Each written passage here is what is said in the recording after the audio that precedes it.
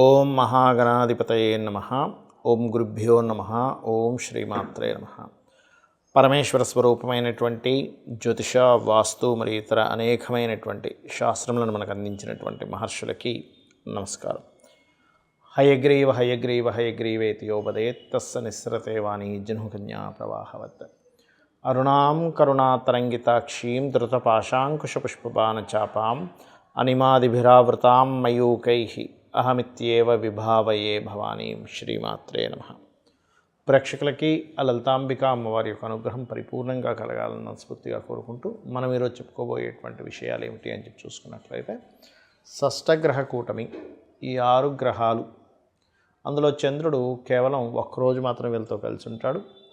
ఒక రోజు తర్వాత 1.5 డే తర్వాత జరిగిపోతాడు ముందుకి. దాని తర్వాత 5 గ్రహాలు మాత్రమే కలిసి ఉంటాయి మీనరాశిలో. ఈ 5 గ్రహాలు కూడా 14వ తేదీ వరకు కలిసి ఉంటాయి. దాని తర్వాత రవి, దాని తర్వాత శుక్రుడు, అలా ఒక్కొక్కటి మారిపోతూ ఉంటుంది. మరి ఈ 14 రోజుల పాటు ఈ గ్రహాల యొక్క కలయిక వల్ల ఏప్రిల్ మాసంలో, మార్చ్ ఎండింగ్ నుంచి ఏప్రిల్ 14వ తేదీ వరకు ఎటువంటి ఫలితాలు రానున్నాయి, ఏ విషయాల పట్ల జాగ్రత్త వహించాలి అనేటువంటి విషయాలు చెప్తుంది నేనైనప్పటికీ కూడా చెప్పేస్తుంది సాక్షాత్ లలిత అమ్మవారిగా భావిస్తూ ఒక్కొక్క లగ్నం గురించి, లగ్నం తెలియని వారి రాశి గురించి తెలుసుకుందాం. కర్కాటక లగ్నము, కర్కాటక రాశి. కర్కాటకం వారికి కనుక చూసుకున్నట్లయితే ప్రధానంగా మీకు ఇక్కడ కలిగేటువంటి మంచి ఫలితాలు ఏమిటి చూసుకున్నట్లయితే, ఇది ఒక రకంగా చెప్పాలంటే మీకు స్పిరిచువల్ లైన్లోకి వెళ్ళడానికి మంచి ఫలితాలు ఇస్తుంది. గుర్తుపెట్టుకోండి, స్పిరిచువల్ లైన్లోకి వెళ్ళడానికి. అలాగే సంతాన సంబంధించినటువంటి విషయాల్లోని, రాజకీయ సంబంధించినటువంటి విషయాల్లోని, క్రియేటివిటీ రిలేటెడ్ సంబంధించిన విషయంలోని చాలా బాగా కలిసి రావడం జరుగుతుంది. అయితే రాజకీయాల్లో మార్పులు, సినిమా ఫీల్డ్ వాళ్ళకి ప్రత్యేకంగా, సినిమా దాంట్లో ఉండేటువంటి వారు, లేనట్లయితే డిజైనింగ్స్, ఎనీ ఆర్ట్ రిలేటెడ్ సంబంధించినవి, ఏదైనా కళలకు సంబంధించినటువంటి వాటిల్లో మీకు బాగా కలిసి రావడం జరుగుతుంది. గుర్తుపెట్టుకోండి. అదేవిధంగా కాస్త లాంగ్ జర్నీస్ ఉంటాయి, ఇట్లాంటివన్నీ కూడా ఉన్నాయి. ఇక మీరు జాగ్రత్త ఎటువంటి విషయాల్లో తీసుకోవాలి, ఎవరికైనా మనీ ఇచ్చేటువంటి విషయాల్లో, ధనం ఇస్తున్నాము లేకపోతే ధనం తీసుకుంటున్నాము, మనీ మ్యాటర్స్ విషయంలో చాలా జాగ్రత్తగా ఉండాలి. కుటుంబ సభ్యుల విషయంలో కూడా కొంత జాగ్రత్త వహిస్తూ ఉండాలి. కుటుంబ సభ్యుల్లో ప్రధానంగా తండ్రి గారి విషయంలో, అంటే తండ్రి గారి ఆరోగ్యం కావచ్చు, తండ్రి గారితో మీరు మెదిలేటువంటి విషయాల్లో కావచ్చు, చాలా చాలా జాగ్రత్తగా ఉండండి. మరియు వివాహ నిర్ణయాలకు సంబంధించిన విషయంలో కూడా మీరు కాస్త జాగ్రత్తగా ఉండాలి. ఎందుకంటే ఇక్కడ కొన్ని మ్యారేజ్ సంబంధించినటువంటి విషయాల్లోని తెలియకుండానే ఒక్కోసారి దగ్గర దాకా ఇంకేముంది సెట్ అయిపోయింది అనుకునేది మళ్ళీ మార్పులు చెందడం, కొన్ని పార్ట్నర్స్తో, ముఖ్యంగా కర్కాటకం వారు ఏంటంటే పార్ట్నర్స్తో కొంత ఇబ్బంది వస్తూ ఉంటుంది. కాబట్టి ఈ యొక్క పార్ట్నర్షిప్స్ రిలేటెడ్ సంబంధించిన విషయాల్లో చాలా చాలా జాగ్రత్తగా ఉండాలి. ఇది ప్రధానంగా గుర్తుపెట్టుకోవాల్సిన అంశం. అయితే మీరు మరి ఈ పార్ట్నర్స్ ఇబ్బంది రాకుండా ఉండాలి, వివాహ సంబంధించిన విషయాలు ముందుకు కదలాలి అనుకుంటే లలితా సహస్రనామాల్లో ఓం కామేశబద్ధ మాంగళ్య సూత్ర శోభిత కందరాయై నమః అనే నామస్మరణ చేయండి. లేదంటే పార్ట్నర్స్తో నాకు కొంచెం బిజినెస్ పరంగా ఇబ్బందులు వస్తున్నాయి అనుకునేటప్పుడు విష్ణు సహస్రనామాలు వినడం కానీ, శ్రవణం కానీ, పఠనం కానీ చేయండి. అన్ని విధాలా మీకు బాగుంటుంది. మరియు దీంతోపాటు కర్కాటకం వారు ప్రధానంగా ఇక్కడ స్కందుని ఎక్కువగా ఆరాధించడము, గోవులకి క్యారెట్స్, బెల్లము, గ్రాసము ఇటువంటివి తినిపించడం, గోశాలకు వెళ్ళి గోవులకు సేవ చేయడం వల్ల మీకు ఎటువంటి ఇబ్బంది ఉన్నా సరే తొలగిపోవడం జరుగుతుంది. సర్వసాధారణంగా అందరికీ జాతచక్రం ఉండదు, అంటే వాళ్ళు పుట్టిన డేటు, టైము, ప్లేస్ ఏం తెలియదు. మరి అలాంటి వాళ్ళు ఏం చేయాలి అంటే, ఈ 6 గ్రహాల యొక్క కూటమి అనేటువంటిది జాతకం ఉన్నా లేకపోయినా అందరికీ పడేటువంటి న్యాచురల్ ఎఫెక్ట్ ఏమిటంటే, ఇన్వెస్ట్మెంట్స్ కావచ్చు, సహజంగా ఉండేటువంటి నిర్ణయాలు తీసుకునేటువంటి విషయాల్లో కావచ్చు, ఉద్యోగ సంబంధించిన విషయాల్లో కావచ్చు, అనేకమైనటువంటి మార్పులను ఇస్తుంది. ఇది జనరల్గా పడుతుందన్నమాట. మీ లగ్నం బట్టి మారడం, దట్ ఈస్ డిఫరెంట్. కాబట్టి అందరూ కూడా ఇక్కడ ఉద్యోగ సంబంధించిన విషయంలో ఇబ్బంది పడకుండా ఉండాలి అంటే లలితా సహస్రనామాలు రోజు ఉదయం సాయంత్రం చేసుకుంటే ఇంకా మంచిది. కనీసం రోజుకు ఒక్కసారైనా చేస్తూ ఉండండి.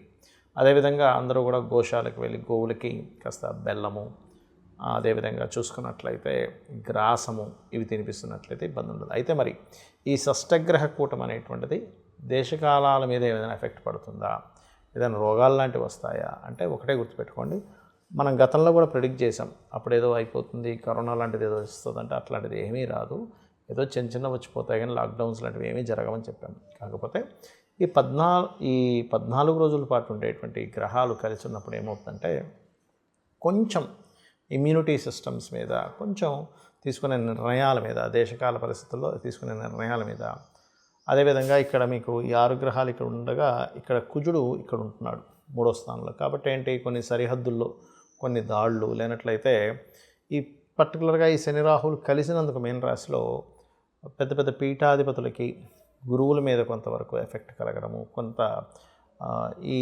రాజకీయ సంబంధంగా ఉండేటువంటి కొన్ని మత సంబంధంగా, రాజకీయ సంబంధంగా ఉండేటువంటి విషయాల్లో కొంతమంది ఒక చూడండి, ఇప్పుడు గ్రహాలు ఎలా అయితే ఆకాశంలో ఉంటాయో దాని యొక్క ఎఫెక్ట్ భూమి మీద సేమ్ యాజ్ ఇట్ ఈజ్ అలాగే చూపిస్తుంటుంది. అంటే ఏంటి, 6 గ్రహాలు కలిసాయి.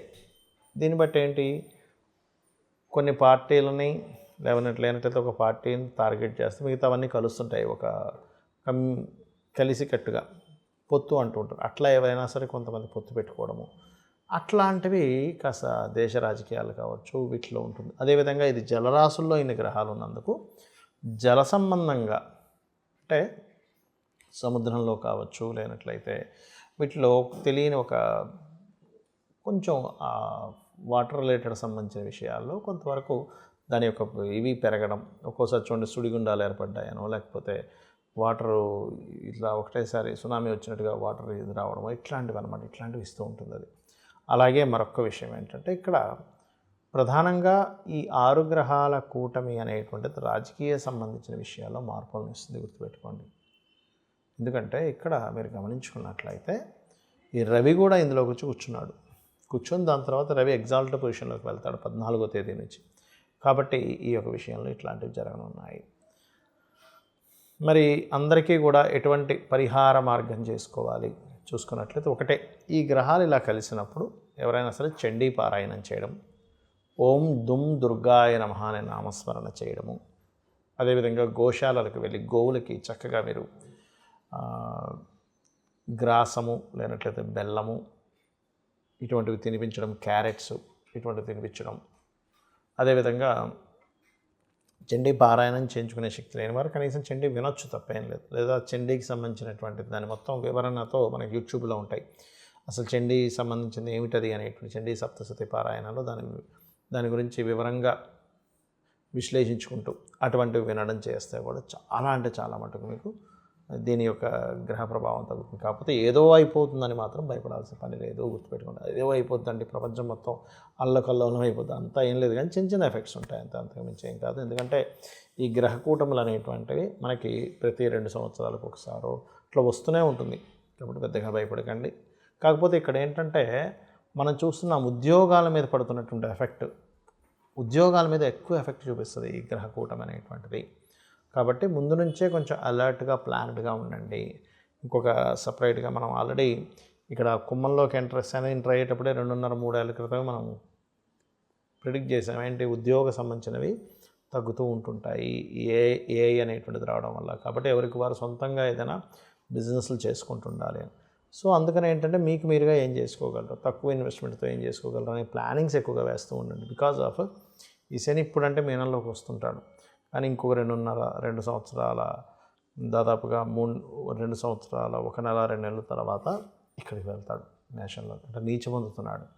కాబట్టి ఈ యొక్క విషయంలో జాగ్రత్తగా ఉండండి. అందరూ కూడా అమ్మవారి యొక్క నామస్మరణ, అందులో ముఖ్యంగా ఉద్యోగం పోకుండా ఉండడానికి ఓం శ్రీమాత శ్రీ మహారాజ్ని శ్రీమత్ సింహాసనేశ్వరి నమః అని చేసుకోండి.